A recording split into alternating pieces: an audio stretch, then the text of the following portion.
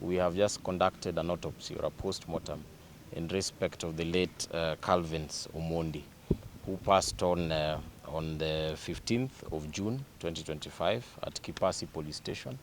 He had been brought the previous evening, having been arrested by the Assistant Chief and members of the public on allegations of indecent sexual issues. You know, he was found in a goat's pen.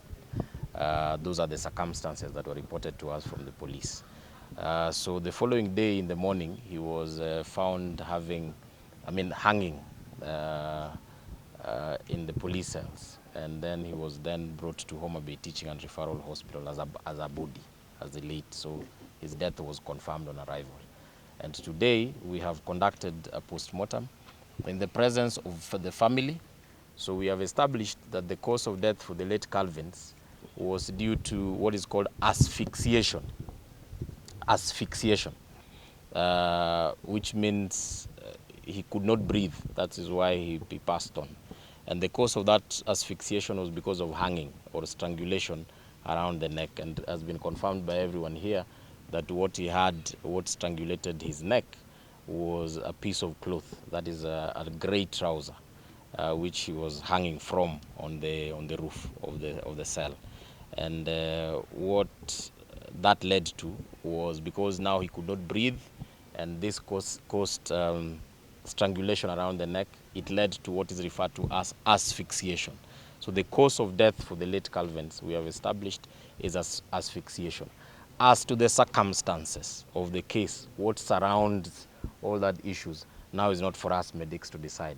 Now that is for the investigating officer and the other agencies to establish. I can confirm that there were no visible external injuries on the entire body, and as well as on dissection, we did not find any injuries in terms of fractures or any injuries internally that could be visualized, and also on dissection. The only issue that we have at hand is this Calvin Omondi, at the time that he was brought or taken to Kipasi police post, he was totally drunk. This is somebody you can describe as drunk as a skunk. There is no way that somebody who is drunk as a skunk could actually have the audacity or have the time to even tie a rope or any type of clothing across his neck and hang himself. And that is why the family is still asking questions. Who actually caused the death of Calvin Omondi? And that is why we want to find out the truth of this matter. We are not going to leave everything just like that because the report has come out that way. As the family, we still demand answers.